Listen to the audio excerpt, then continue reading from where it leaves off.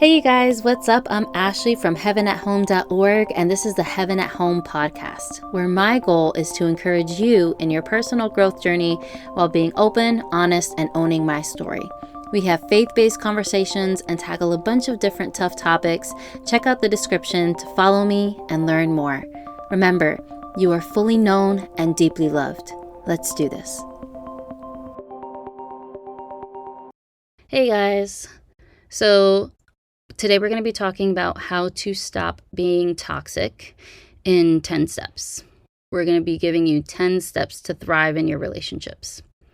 So working on a project right now, just trying to make sure that all the information I have in blog posts is also available through a podcast episode. I don't know if you guys have ever come across this problem when you're researching a topic, but I know I have.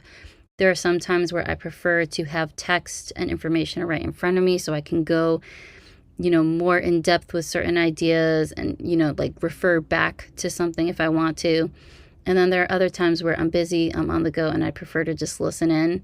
So I'm trying to make sure that I have that option available for my audience on both spaces here. So if you notice overlap, my intention with this is to include all the content and all the information from the blog post. That is the intent of this whole thing.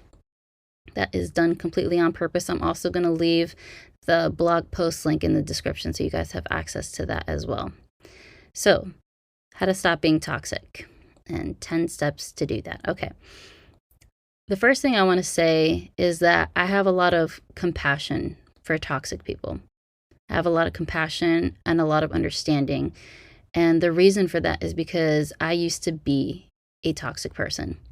I feel like my sister and my brother and even my mom, they are a testament to my toxic behaviors in the past. They've seen me develop and grow and evolve over time, but they know how I used to be. And because I used to be a toxic person, I'm aware of some misconceptions in our culture that exist. One of them is that toxic people are just bad, selfish, and narcissistic. That it's an inherent part of their character. It's just who they are. And while that can be the case for some people, I don't think it's the case for most. I've seen, for the most part, genuinely good people be toxic in their relationships. Another misconception that I've seen or heard often is that toxic people are incapable of change or growth. And I don't think that's true at all either. I feel like I'm a testament to the fact that it's possible to do better. The conditions for that are very important though. And I want to make sure that I mention that. And this applies to you if you're a toxic person. And if you're trying to gauge if someone else is genuine in their growth journey, this is going to be something to look for. So one condition where personal growth is really possible is when the toxic person decides to grow out of their own free will. The prerequisite to that, though, is having an awareness that you are a toxic person, that you're doing a toxic thing, or that you are toxic in certain relationships. That has to happen. So you have to have that self-awareness, you have to decide to grow, and you have to do all that from a genuine and sincere place. What does that mean? That means that you're trying to do that without attempting to manipulate people or outcomes. And, that heart posture, that mentality that you have, that's something that only you can figure out for yourself. Assuming that most people are good and have good intentions, I have noticed that broken people who have been hurt, offended, or traumatized in some way, broken people are sometimes the most toxic in relationships. And I feel like that's an important fact to hit on because I think even as a broken person, sometimes we have the mentality of a victim. We're like, okay, we've been hurt. We have the right to behave like we're behaving. It's because we've been betrayed in the past. We've been treated a certain way. So that makes our behavior justified, right? So broken people are sometimes the most toxic in their relationships. And more often they're the least likely to realize how their trauma is turning them into a worse person. So why is that? Why is a broken person the most toxic? A broken person is not a healed person. If you don't take the time to not only practice the self-awareness to see that there is a problem, but if you don't put in the work to heal your heart and heal your mind before, during, or afterward, if you started broken, you're likely gonna stay broken. So as is usually the case, like, these people either consciously, like, they're aware of it, or they subconsciously make others suffer the consequences of another person's mistake. So it's not necessarily that they're punishing the person who hurt them. They're punishing the person who triggered them and reminded them of somebody else. And notice that when I'm saying they're making another suffer, they're not making everyone suffer. They're not toxic with everyone. They're just toxic with a specific type of person. That's the pattern that I usually see.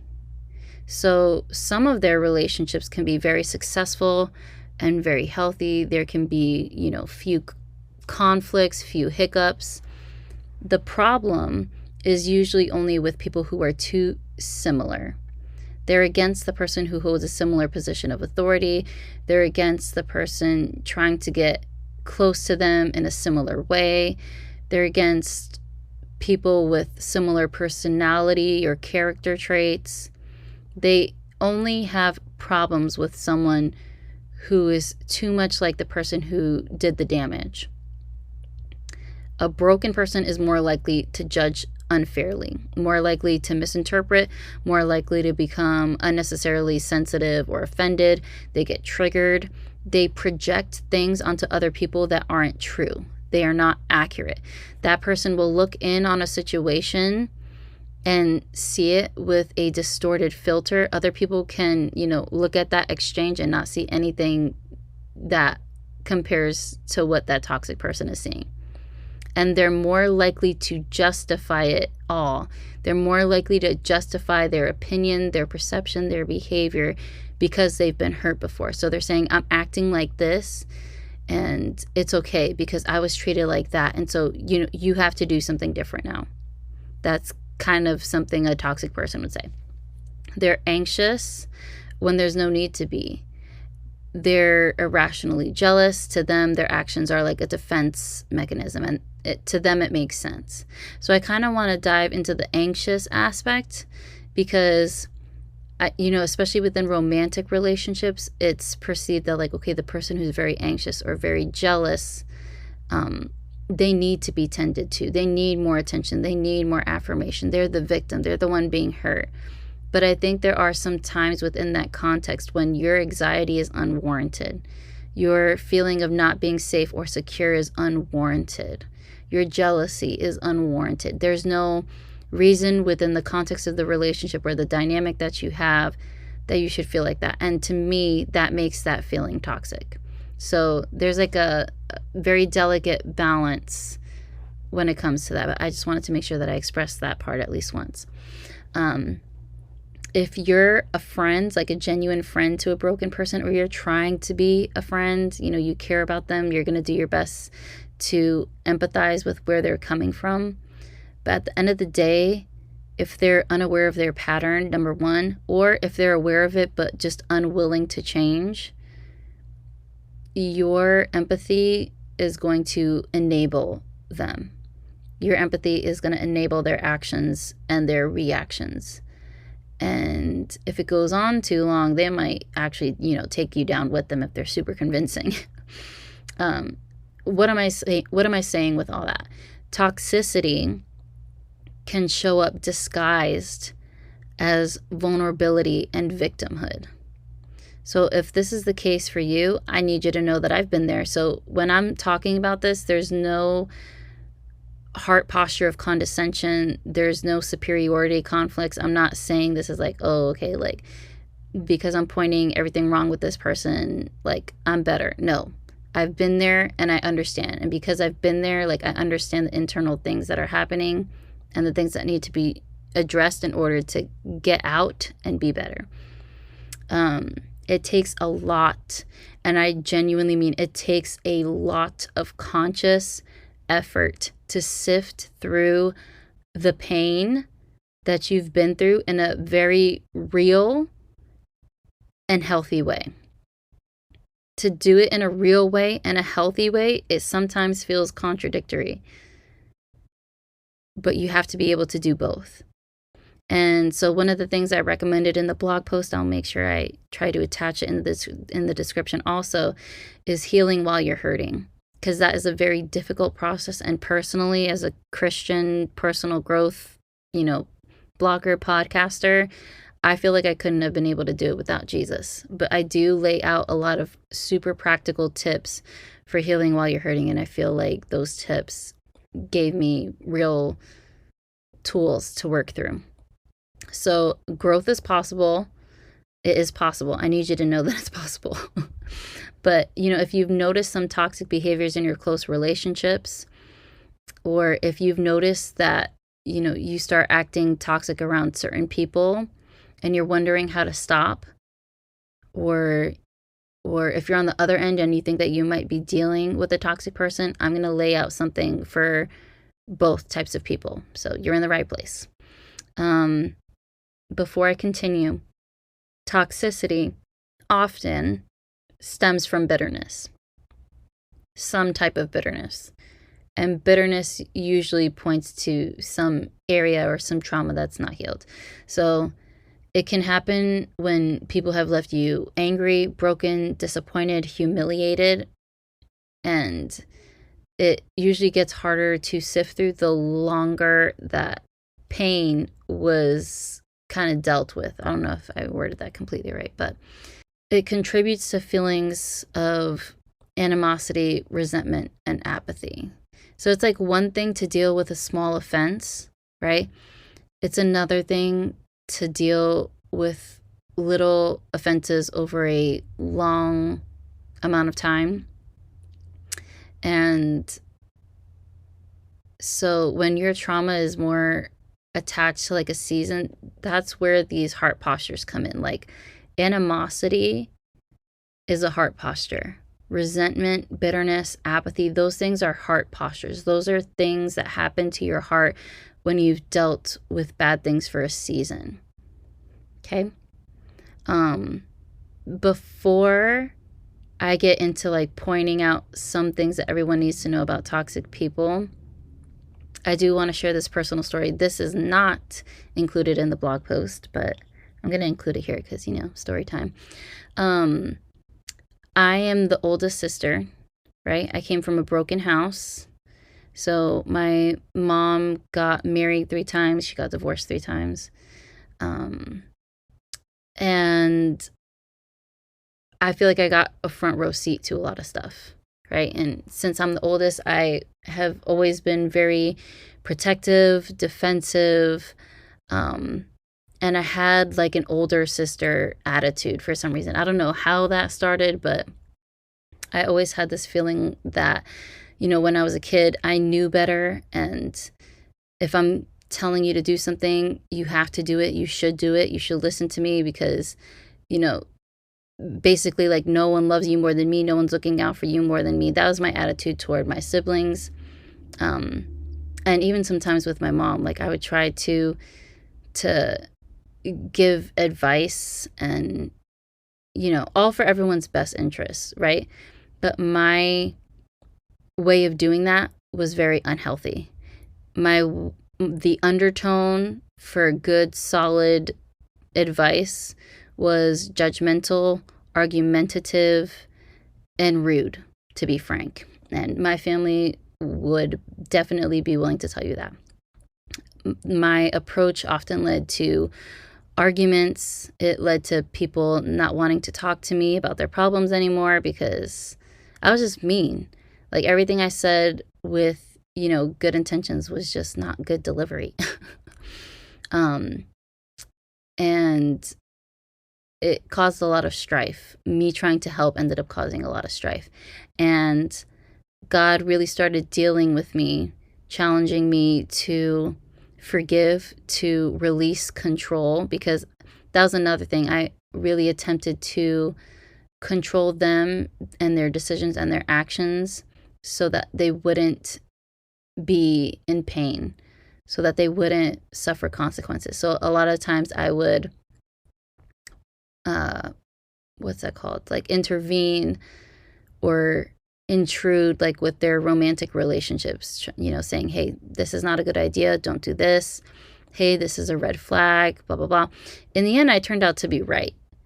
And I'm not saying that just to say, I'm just saying like the intentions could be good. The advice could be sound. You could be right about everything that you're saying, but because of the heart posture, because of the mentality, it's wrong. Those two things would like bring every valuable thing you're saying like down to the ground. And around the time that I had my daughter and my sister had her son, one of the things I remember God telling me was to release control. And instead of bickering and shouting and arguing and all that, he told me to pray instead, to release this sense of control that I had in going back and forth with them forever, and just be still, just pray. When I'm concerned, pray. When I'm nervous for them, pray. When I'm frustrated, pray. That was the process that God took me in. And it helped a lot. I feel like my relationships with all of them improved because of that. So I just wanted to share that because I feel like that's a really practical example. Another thing I had to learn was to forgive them for not listening, to forgive their spouses for hurting them, because that, I don't know if you've ever been involved in those dynamics where like your sibling comes to you with a problem and then the problem is solved within their relationship, but you still have those feelings of anger and resentment, and how could you do this to my brother, how could you do this to my sister? That was me. So I had to learn to forgive as well. Anyway, so back to the topic, some points that everyone needs to know about toxic people. Toxic is a word that people like to throw around, and it basically just means that someone is unhealthy. To be a toxic person means that you are an unhealthy person. And you can have really good intentions and still be toxic. Toxic habits can come from how we were raised. Toxic behaviors can be a result of trauma, neglect, and offense. Two people can be toxic in one relationship at the same time. And finally, toxicity is contagious. Hurt people really do hurt people. Okay? If an emotionally healthy person, and this is something I'm saying from experience, by the way, if an emotionally healthy and secure person tries to stick it out with someone who's not healed, chances are they're going to end up adopting toxic ways of thinking, feeling, and behaving in order to cope. It doesn't necessarily mean that they're going to match the behaviors, but in order to protect and defend themselves against the other person, they might have to, they might become abnormally sensitive, trying to anticipate conflict. They might become more anxious, more defensive, more pessimistic, more distant. Okay, it doesn't necessarily that they're gonna become more hostile or argumentative. Okay. But their response doesn't necessarily mean that it's a healthy one. So similar to what I was saying before, even attributes that can match someone who is considered a victim can be toxic. Okay. So some signs that you are dealing with a toxic person: you get anxious around them. Even if you're not usually an anxious person, they make you nervous. When you're around them, you get worried about like how to be. You start overthinking, okay, what do I say? What do I not say? Even if only for a split second. So that's one sign, is you get anxious around them. The second one is that the tone of the conversation can shift very quickly. It doesn't matter if you have an amicable tone. If you're trying to repair something or just be polite, the conversation can shift, and it's like walking on thin ice. Like, things can be going well, but the conversation can quickly escalate out of nowhere, and all of a sudden now you're arguing about something. The third sign that you're dealing with a toxic person is that you're misunderstood. So when it comes to any form of communication, the other person takes it the wrong way. They take it out of context. They misinterpret something you said. They misread your intentions. They jump to conclusions. They get defensive when there's absolutely no need. You can address a group and they take it personal. They respond badly to a lighthearted joke. They shut down without you knowing why. So you're misunderstood. The fourth sign you're dealing with a toxic person is your feelings aren't considered. So when there's a conflict or a disagreement, and empathetic people need to be really careful here, but your feelings aren't really the topic of conversation. The focus of the conversation is on the other person. What you feel does not matter. What you feel is not considered. So they communicate harshly and argumentatively without empathy or compassion toward you. The fifth sign you're dealing with a toxic person is there are no compromises, only demands. To keep the peace, you have to agree with them and meet their expectation. There's no dialogue that would inspire compromise or mutual understanding. The sixth sign you're dealing with a toxic person is they are passive aggressive. They make slight remarks, they roll their eyes, they bring up old issues, they walk away in the middle of conversations, they reply in short sentences, etc. There's probably a bunch more examples you could give about passive aggressiveness.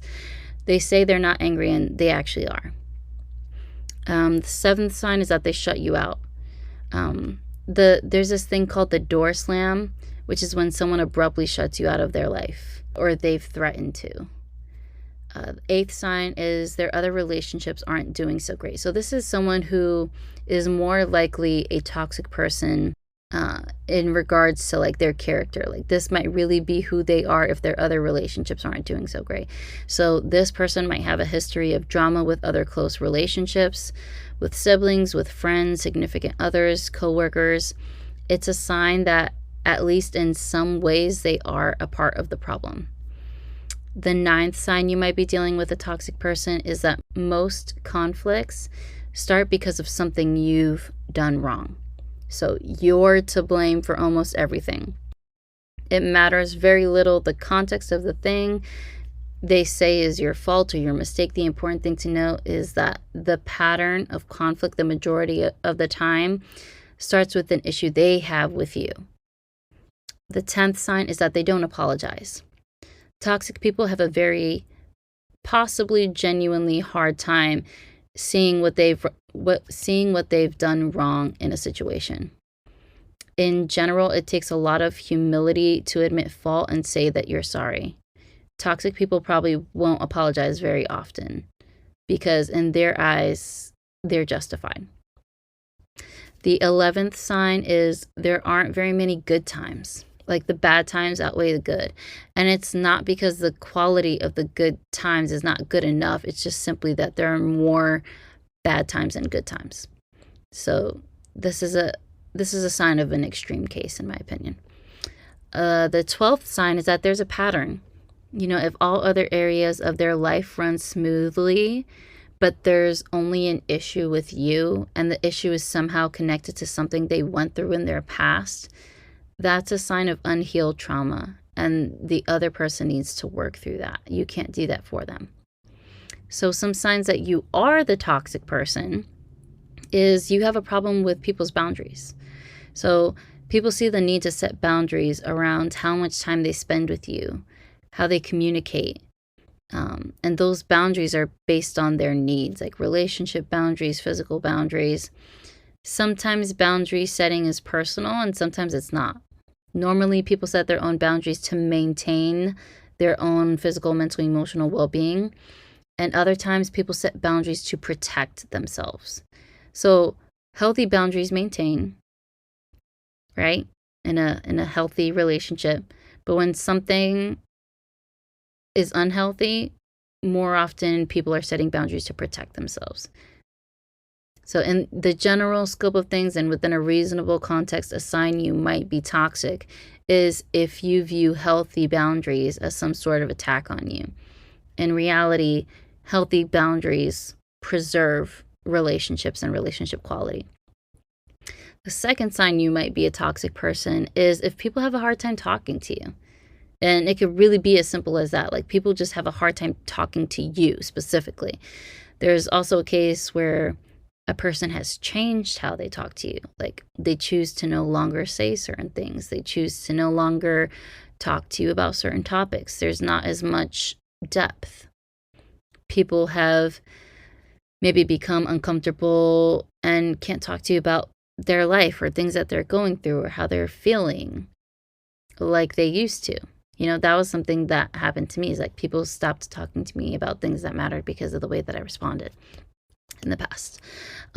If they were typically very open with you and they're now very quiet, like, it might be a sign that a toxic trait or a toxic behavior created some distance there.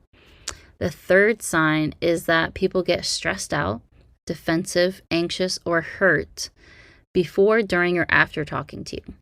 So it's not always the case where you are the cause of another person's emotional distress. Like, sometimes, like I mentioned before, a person's emotions is a sign of their own lack of healing and self-awareness.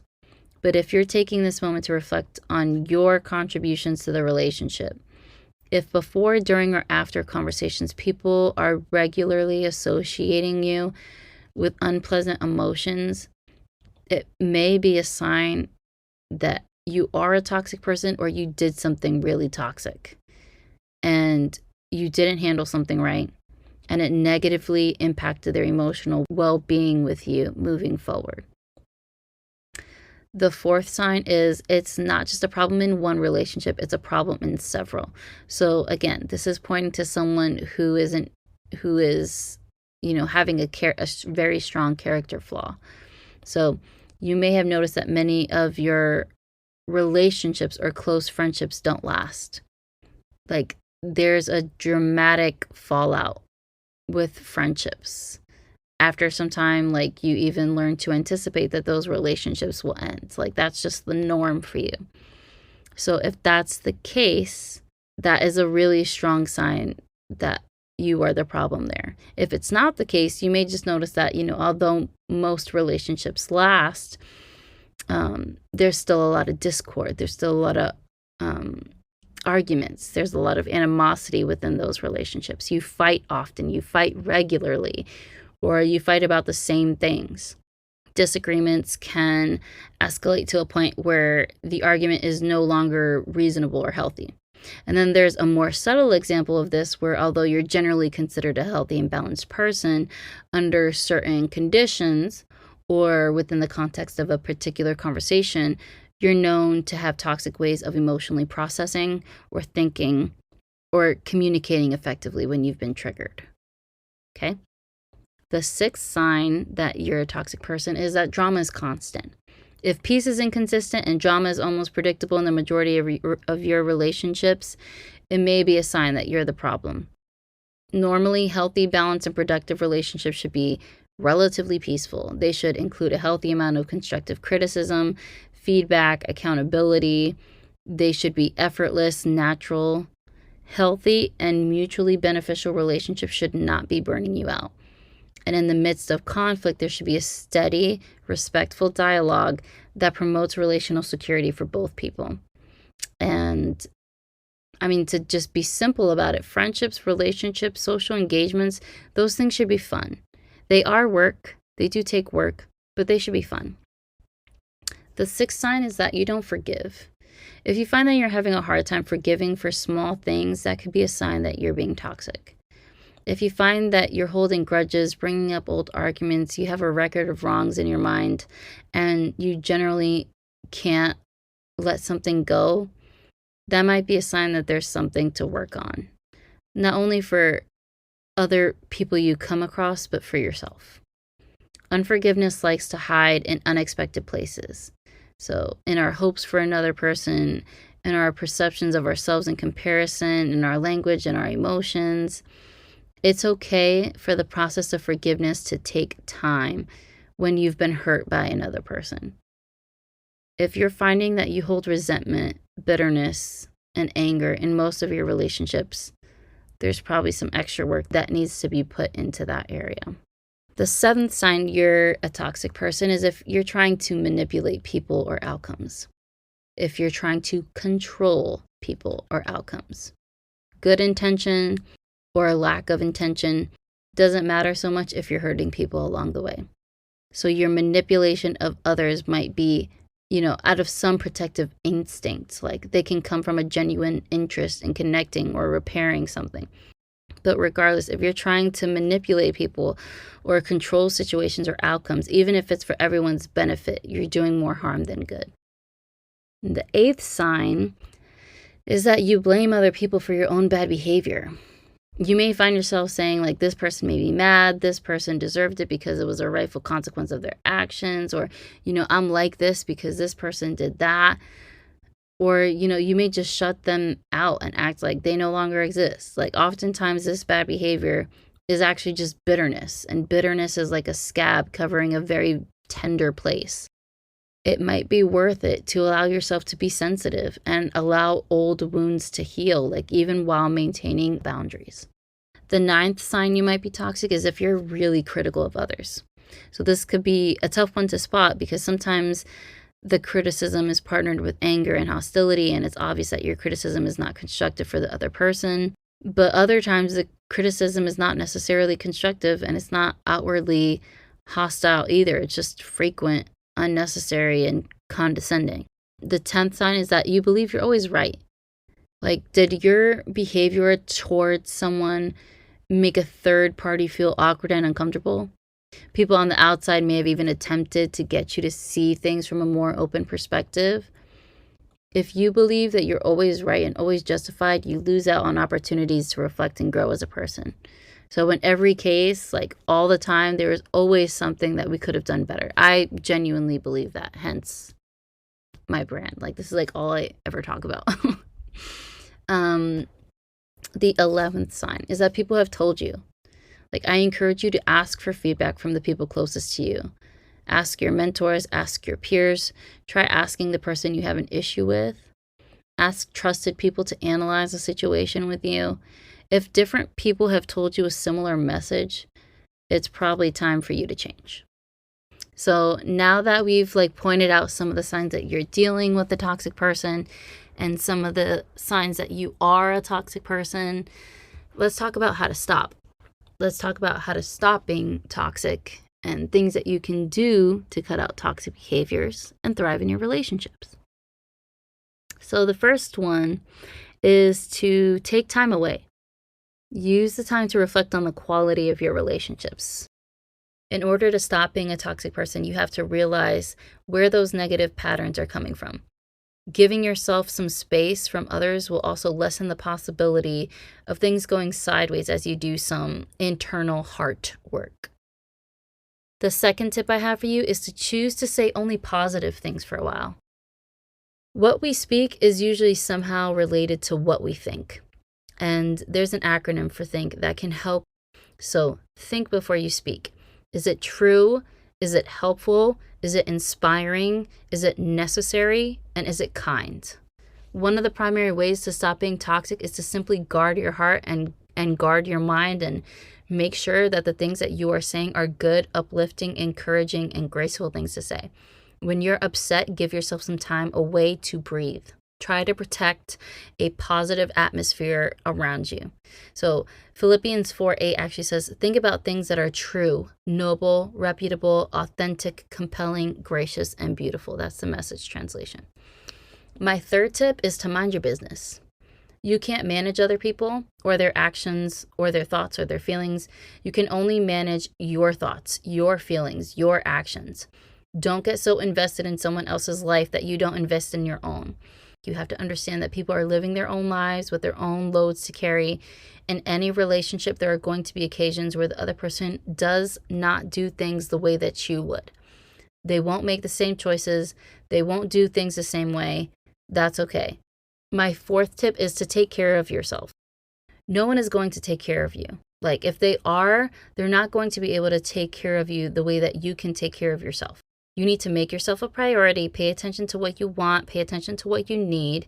Burnout will be the reasons a lot of things escalate. If you're too tired, too hungry, too overworked, too overwhelmed, and you're not taking time to sleep, feed yourself, or relax, you'd be surprised how this can spew out and cause unnecessary problems with others. The fifth tip I have is to get to the root. You have to start at the root of it all. Start with your thought life, start with your history, start with your heart, and then work on your character. One of the best ways I would do this for myself when I had no one and no counsel was through journaling. So for every conflict, every action, every reaction, I would keep asking myself why until I got to the bottom of it. That's a really good tip to use if you can't afford therapy, by the way. The sixth tip I have is to set boundaries of your own. If you happen to be in a relationship with another toxic person and you're toxic yourself because of it, it's okay to set healthy boundaries. The seventh tip I have is to ask more questions and listen more often. There's going to be this awkward middle phase where you have to fight your own instincts before letting your emotions take over. So ask questions in that space. Some examples of questions you can ask are, okay, what was your intention here? Did you mean to do or say this? It's okay to put disclaimers out there as well. I'm trying not to react this way, so can you please help me understand? Ask questions with the aim of understanding first and then being understood. Ask questions with the aim of finding common ground and focus more on solutions rather than problems. My eighth tip is to be empathetic, compassionate, and vulnerable. There's an overall pattern for people who are toxic, and that pattern is that they harden their hearts. Their hearts become hearts of stone. They neglect the emotions and experiences of others. They shy away from opportunities to be vulnerable. They ignore chances to choose compassion. Instead, choose to have empathy. Put yourself in the other person's shoes. My ninth tip is to search for common ground. Part of conflict resolution is searching for common ground. Being able to be respectful while expressing differences is a necessary character trait for any relationship. So be solution-oriented, collaborative, and flexible. And then my last tip is to apologize. Even while you're actively trying to do better, it's possible you'll make mistakes. So just be okay with that, accept that as part of the process, and apologize. Make it part of your process. Choose growth even when it doesn't come naturally. And if you're paying close enough attention, you'll notice when you've made progress. Time will pass and you'll look back and see that you've grown, or other people will do that for you and be like, wow, you've changed, you've grown a lot. A personal story I want to share is actually with one of my really great and one of my closest high school friends. She's also a Christian, and she also used to struggle with some toxic behaviors. I know that it came from a very vulnerable and emotional place. And even my sister has expressed this need, and I completely relate to it also. Sometimes we get offended with people because they can't show up in the ways that we need. And I feel like that vacancy often points to a space that only God can fill. So we have God expectations of people who are not God. People are going to fail, people are going to forget, people are going to mess up. They're not always going to show up in the exact, perfect way. And I can, testify, I can say this even on behalf of my friends, that the closer they get in their relationships with God, allowing God to fill the space that no other person can fill, the more secure and genuine they become as a person.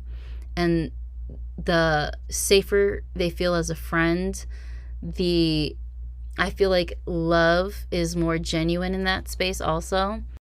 So I wanted to share that as well. Sometimes, even if we haven't gone through something particularly dramatic or traumatizing, sometimes it's just about resetting our expectations and, securing ourselves in our relationships with God.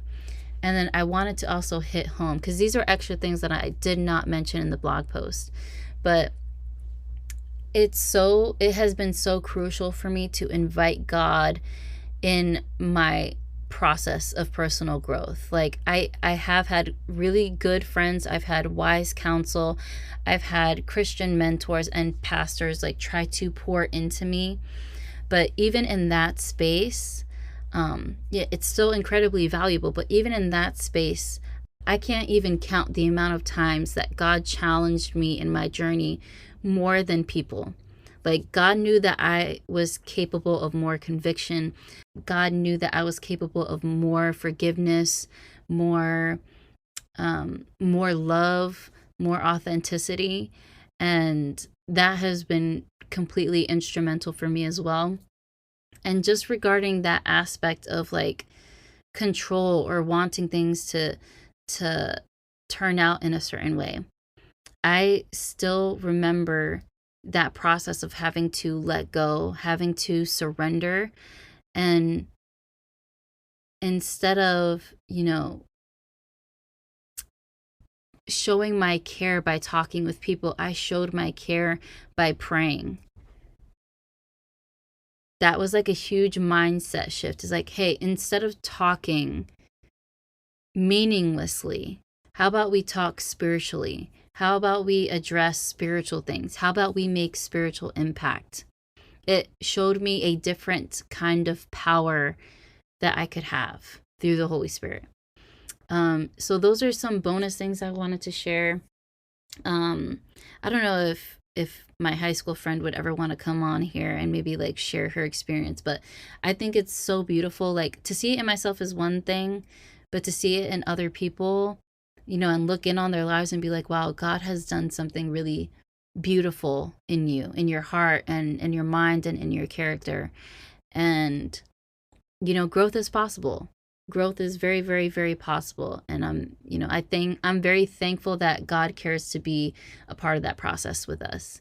So I hope you guys liked this episode. I know it was a lot, and it may have sounded kind of scripty, but like I said, I was trying to mention everything that I wrote because I feel like the most value was in everything that I took the time to write out. So yeah, I love you guys, and I will definitely see y'all in the next one. More coming soon. Thank you guys so much for listening. Feel free to DM me to send me your feedback. Check out the description below to follow me on social media. This podcast is listener supported. Don't forget to subscribe. Remember, you are fully known and deeply loved. I'll see you in the next one.